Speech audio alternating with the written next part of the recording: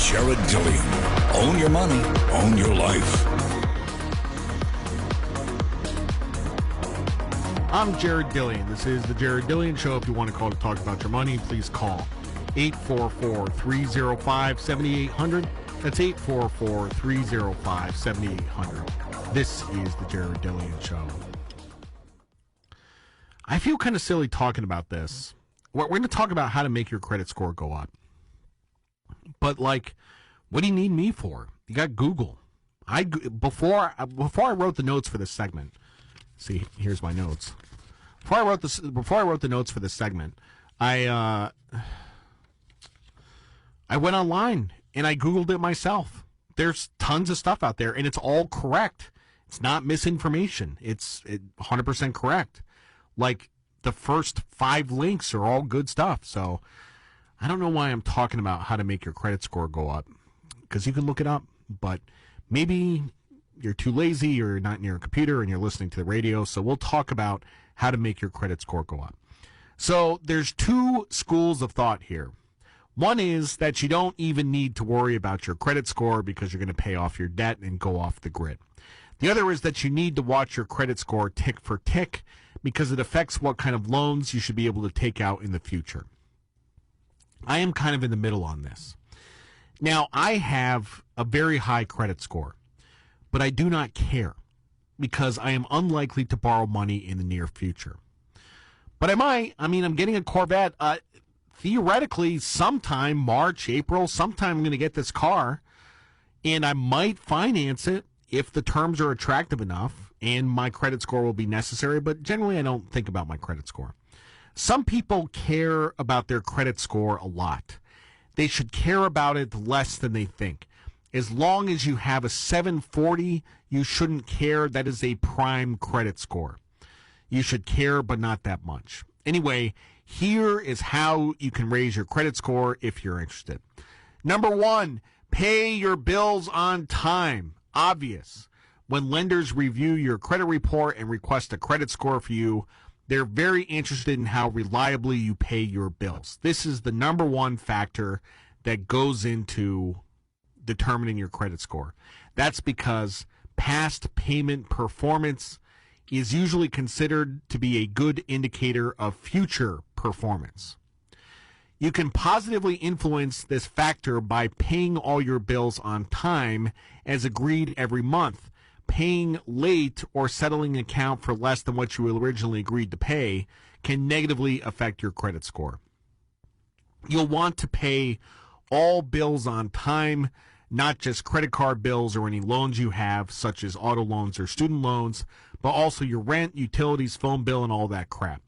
It's also a good idea to use resources and tools available to you, such as automatic payments or calendar reminders to help ensure you pay on time every month. If you're behind on any payments, bring them current as soon as possible.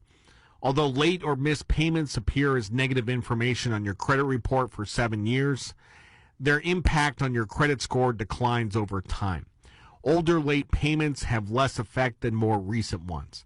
If you miss one payment, your score goes down 70 to 100 points for one missed payment. So pay your bills on time. Number 2, and this is a terrible idea. Don't do this. Get credit for making utility and cell phone payments on time. Yeah, there's this new feature. I think it's Experian or Equifax. I can't remember who's doing it. If you've been making utility and cell phone payments on time, there is a way for you to improve your credit score by factoring in those. Through this new opt-in product, consumers can allow a credit rating agency to connect to their bank accounts to identify utility and telecom payment history.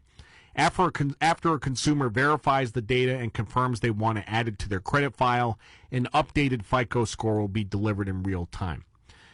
They just added this last year, and I don't think this is a good idea. This can work for or against you, so be careful. Number 3, pay off debt and keep balances low on credit cards and other revolving credit.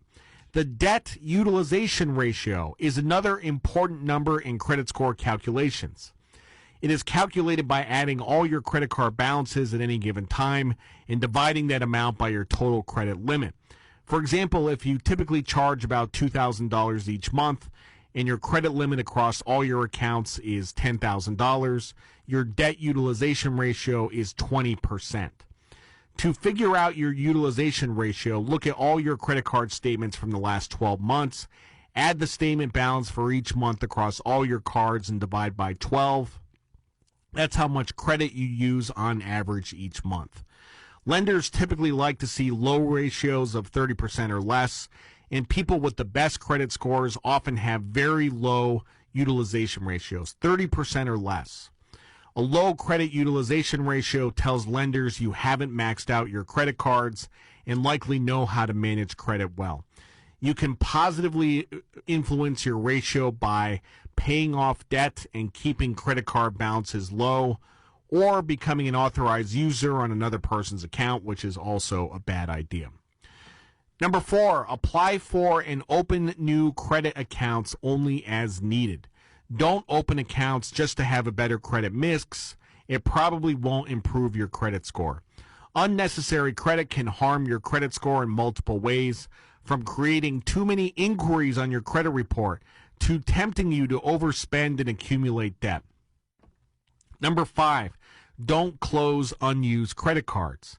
Keeping unused credit cards open, as long as they're not costing you money in annual fees, is a smart strategy because closing an account may increase your debt utilization ratio.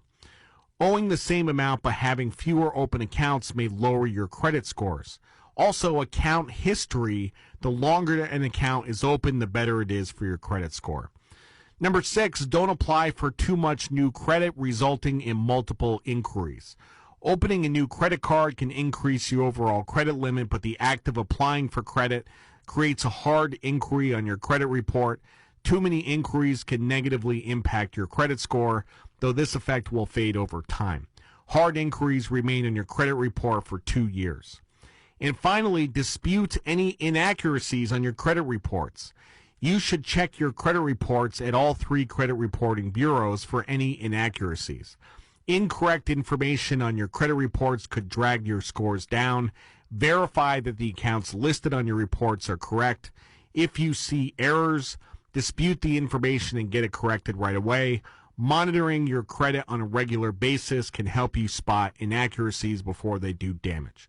So that is how you improve your credit score, if you care. The goal is not to care. The goal is to be debt-free. The goal is to be debt-free and not have to worry about this stuff. You know, if you're off the grid, then you don't care about your credit score. So, you know, it's not a bad way to live. You know, then you have to stare at it all the time. See you next time. I'm Jared Dillian. This is the Jared Dillian Show.